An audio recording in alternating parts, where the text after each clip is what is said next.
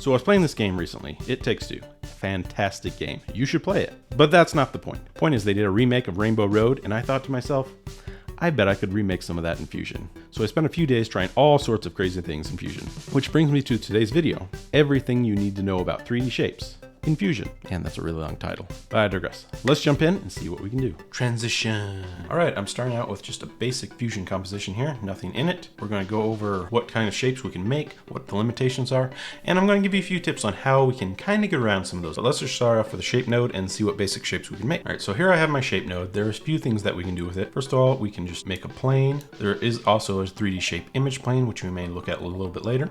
This is more of a square. It'll have different dimensions you can adjust. This is pretty easy. Just have our width, we have our height, and we have our subdivisions. I'll turn on wireframe so you can see what's going on here. Subdivisions are just basically the resolution that we want this. And this doesn't help us a ton if we're just doing a flat shape, but if we want to get more complex shapes, we want to increase that resolution. So let's do some more advanced shapes. Got our cube, nothing fancy there. We make it a rectangle.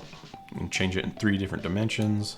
We have a sphere. Now here's where you might want to increase or decrease subdivisions. So if we have our sphere, let me increase this window here so you can see. We've got our base subdivisions and our height subdivisions. A little tip here, this is kind of hard to see. If you need to see it a little bit, go over this and go from solid to lights. And that'll give you a little bit of contrast so you can actually see what's going on.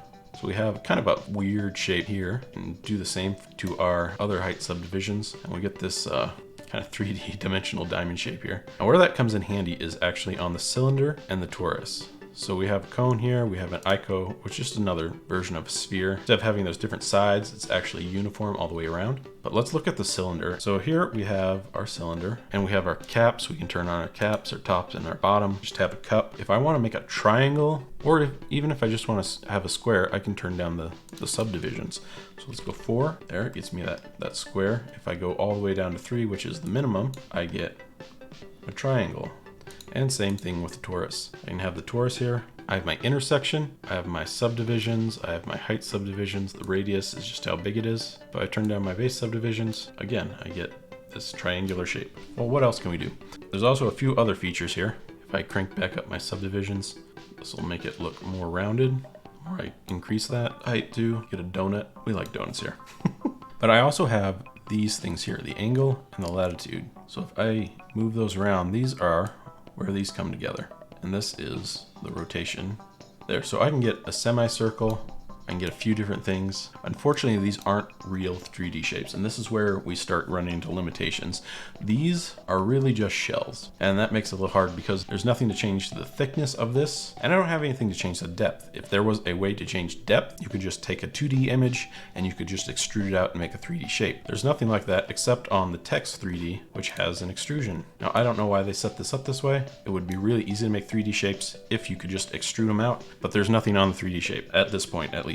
That's why I made a video on how to make an easy 3D logo. You can check that out, just using some simple tools in Blender to extrude it out and bring in your 3D shape. So unfortunately, we're just stuck with this. Now there are some ways we can 3D geometry that I'm going to get into, and there's some ways we can change the geometry more than just these basic shapes. So what I'm going to do is I'm just going to bring in a cylinder. I'm going to just have this basic shape, and we're going to use this kind of as our guinea pig for most of these. Let's start with this width here. And actually, I'm going to change this to 4 subdivisions. I'm going to have this like that. I'm going to change the rotation. So now I got this nice square here. And what I'm going to do, I'm going to try and make an hourglass shape out of this. First thing I'd have to do is I'd have to use Bender. And the Bender is really useful. It doesn't have just the bend function. It actually has 3 other functions. So I'm just going to go ahead and duplicate it, and we're going to see these different functions. All right, so here we have a shape, and I just renamed all of these bend, taper, twist, and shear so we can see what they do. So if we go to bend, go ahead and look at it. I can increase the amount of bend in one of 3 directions. I have the y-axis, I have the x-axis, and I have the z-axis. I also have the angle. I can change the angle of the bend. Change the center. This is a little bit different than the pivot. I'll explain that in a little bit. Unfortunately, there's no way that I found to actually change the pivot. And we also have the range here, where you can change kind of how far each piece moves. All right, so we also have the same parameters on the taper. Change the taper amount. We want to make a rhombus and do the same on the different sides. There we go. We got ourselves a little bit of a pyramid. For twist, it's just like it sounds, twist things around. And this is how we will get our hourglass shape. I can twist it all the way that way and twist it all the way that way. gives me my shape. As you can see, it's a little bit off center. These aren't crossing completely. You can actually go a little bit above this. It doesn't have to end at 1. You could potentially get it lined up right there, have them cross in the middle. And then again, twist works on the 3 axes, move the center, and then there, of course there's shear. And shear, just like it sounds, will shear it on a different axis. So with that, we can make all different kinds of shapes. I'm going to go back to my hourglass shape here. And let's try and find a way we can turn this into an actual hourglass. So another modifier we can use is the duplicate. Okay, so if I bring in the duplicate, I can add in a number of copies. I'm going to go ahead and increase it up to 10. And what I need to do is change the offset. I want a rotation offset, not in that direction, although that looks pretty neat. I want it in the Y. So I have 10. I need 360, so I'm going to space on this. What does 18 look like? There we go. So now I kind of have this hourglass shape, and that's pretty nifty. Okay, so another way I could have done this is if I would just had a cube, and then I went into the twist. I go ahead and twist it around, try and get that center point in there. Should be around 0.5. There we go. And then I added on a bender to that. So I'm going to go ahead and duplicate that. I'm going to plug in this bend. You can see I kind of get an hourglass shape. Now this is a limitation of the bender. The bender works a lot like a revolve, except as you can tell, like I mentioned earlier, the pivot isn't centered. So then this is the problem, that you can't change the pivots, because if we could use this as a revolve and make a lot of different shapes. So that won't work. The center point doesn't obviously do anything, and it adds in this kind of flare because we only have 1 subdivision for our height. Of course, if I add in more subdivisions, it's just going to end up adding more in there and adding more twists, which is kind of cool looking. It helps if you want to make kind of a screw shape. I will show you that in a second, but we can't get a good hourglass look. Closest we can get to an hourglass shape is going to be by twisting it and then duplicate. And then if you wanted that, you could always increase the duplicates and change the angle just a bit to smooth it out. That kind of gets us around some of these things. Obviously it doesn't look super great. So again, these are some of the limitations with the features. This is why 3D software like Blender really comes in handy. But there are some decent ways that we can make shapes. Let's try making a screw thread and maybe a coil. I'm just going to use a new shape 3D here. I'm going to go ahead and make this a cylinder. I'm going to make this 3. I'm going to bring down the height. And I'm going to go ahead and put it on its edge. So I'm going to take that shape 3D. I'm going to put it into a bender. I'm just going to do it around the Z-axis. Nothing super interesting happens. In fact, it disappears if I go too far. But if I increase the subdivisions, now we get this interesting shape, revolved all the way around. Now again, the bender can act kind of as a revolve tool, but since we can't move that pivot, it's a little hard to control. But with this, I can also change the angle. And I can get this cone shape, kind of get these interesting pieces here. Back and I change the angle a little bit, and get some more warping. And add on a twist. Kind of Voss looking thing. Surround with some parameters, some angles. And you start to get some interesting shapes when you start adding things in there. So what I can do, I'm actually going to take this shape and I'm going to change it to 4 sides. Gives us a nice top look. If I change the angle and get some of that, if I go back to my shape, I can change this angle a bit too. And what I'm going to do is I'm going to change this bend all the way up. I think it maxes out at 8, and we can move around the center point, move around this angle until we get something that we really like. And there's a pretty good one. And of course, we could try a twist. Problem is you can only do 1 of these, but who says that we can't just tack on more nodes? So I'm just going to copy and paste that over. Let's see what this looks like. And I can even bypass this if I don't want it, but I can grab this. I'm just going to mess around with these parameters until I get something that looks pretty neat. Really, it's all up to you how you want to play with it. If I want to get an exact corkscrew, I'm just bypass that bender, and this will give me what I want. So I'm just using a shape here. I'm going to go ahead and increase the height, and do that. So lots of possibilities by packing on different nodes. In fact, let me show you one that I did.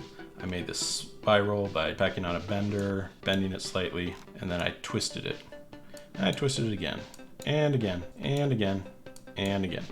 And I just kept going until I got something that I wanted. Now, one thing you will notice is if I keep bending stuff and twisting it, it starts to get really, really flat. It no longer retains that cylinder shape that I had, but you can pack on as many of these as you want, and it just makes some really interesting shapes. There's another one I made just by doing different bender nodes. Threw in a bend, I threw in a twist, another twist, and it just became really, really interesting. And then of course, I just made it change over time with this rotation angle, and it just brings it to life. So there's a whole lot of things you can do with the benders as well as the duplicates. So let's move on to another one, the replicate. So what the replicate does is it makes some duplicates of something, but it makes it in a grid. If you want to think of this kind of as an array modifier as you would have in Blender, that's kind of how this works. You will have a background something as the background, something as the foreground. Now the background's going to be your stuff is positioned. So let's turn this one to a sphere just so you can see this. We're going to have spheres and we're going to place it on the positions of this cube. So if I went to wireframe, I could see all of these points. Let me turn this down, just make it a few points. So at any one of these joining points on this mesh, that's where all of those are going to be put. So I'm going to turn this subdivisions down just so we can see a little better. And we plug this into the background, plug this into the foreground, so that at every one of these points, that's where they're going to be placed. So you can make some pretty interesting shapes here. So let's go ahead and change this to torus. Go ahead and make it all the way around. I'm going to change that center section, make it a little smaller. What I'm going to do with this shape is I'm going to scale this down.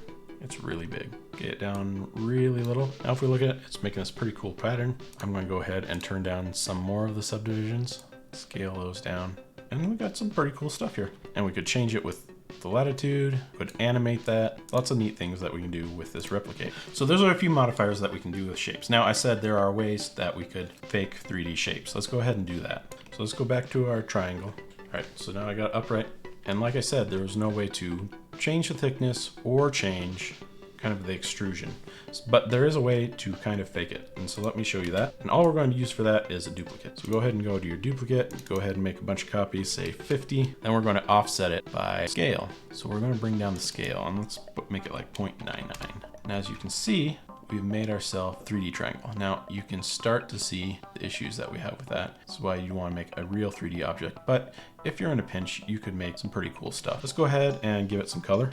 I just created a fast noise, give it a gradient, and I'm just going to plug this into the shape. That makes it look pretty cool. But again, you can kind of see the separation of those layers. Another way that you can do this, say you want to make a custom shape, is by using Image Plane 3D. So let's create a shape. I'm going to use a polyline. I'm just going to reuse the fast noise from before. And let's just make some kind of spiral circly thing. I'm going to go on my polygon. I'm going to just increase the border width. Now if I plug this into an Image Plane 3D, it's now a 3D image, and I just need to duplicate that. But instead of doing scale, let's change the scale back to 1. Let's change it to a Z offset.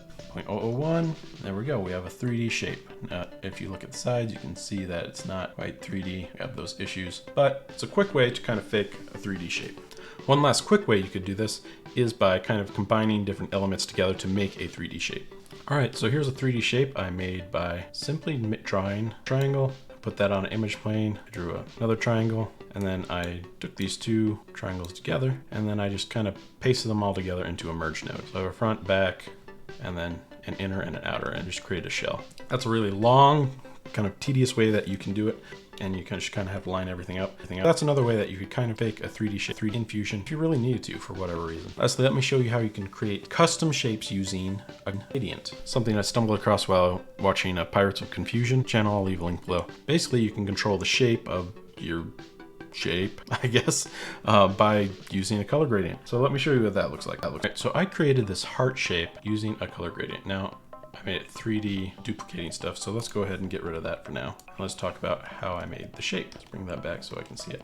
So all this is a fast noise, this is a glow, this is just basically just a color to add onto this shape. I started out with a cylinder, and what I used was a displace. So let's look at this displace. And this works for 2D shapes as well. Usually with a displace, you throw in a fast noise, that's how you get movement, but you can actually use this to change your shapes. So the way the displace works, it reads basically a black and white input to determine distance. So if I look at my background here, what I did for the background is I just created a grayscale so we can just see kind of what this looks like. So not super impressive right now. So normally you would just have this going from black to white. But what I noticed is you can actually move things based on the color. So at the edges, I made white. At the center, I put in a black spot. And that gives me this harder edge right here, but then it dips in there because of that.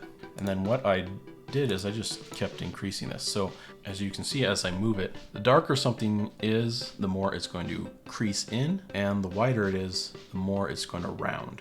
So with that, I can start creating shapes. And as I started adding in more shapes, I just increased the tightness of that line there to get that crease, and just added in more shapes to smooth things out. And I wound up with something that looked like a heart. Now, there's a few other things you can do to this. I added in a bender. With the bender, I was able to add in a taper and just kind of smooth out this shape. Another thing to know though about this gradient is it's not actually smooth. You know, you might think it's going from different colors, it might seem smooth, but these actually are just a bunch of points. As you can kind of see right here, you can see these just basically go from point to point to point to point. It's not actually a smooth gradient. What you can do to get around that is actually add in a blur. And if you add in the blur, it will actually smooth out that gradient. Now the problem is I didn't use that because that takes away my little notch there. So I didn't want that. So I ended up turning that off and using this bender. And you can kind of visualize it here. Pipe this into a displace. I just have a line here, background, we just have a line, and with this displace, we're just using this Y refraction. Really nothing more. We're using it to bend a shape around. But you can use that to kind of help you visualize how you want this to go, and you can adjust your gradient, see some of those points, add in a few extra points, change the colors, and get all sorts of shapes going. Just real quick, I wanted to show you guys this star I did as well. So all I did for this was on my Shape 3D, I changed base subdivisions. I cranked them down to just 10. So I have 5 points and basically 5 indents. And then I went to my background and you see I just alternated between black and white to get these points in. And then under displacement, I have scale, which kind of gives me my points in and out. And then I have a bias. So I can kind of do like a pentagon, or I can pull this way in and get this sharp pointy star. I just want to show you that. So basically you can have free reign with whatever shapes you want just using this gradient. I don't know how to end the video, so I'm just going to end it there. I did some weird stuff. Wait.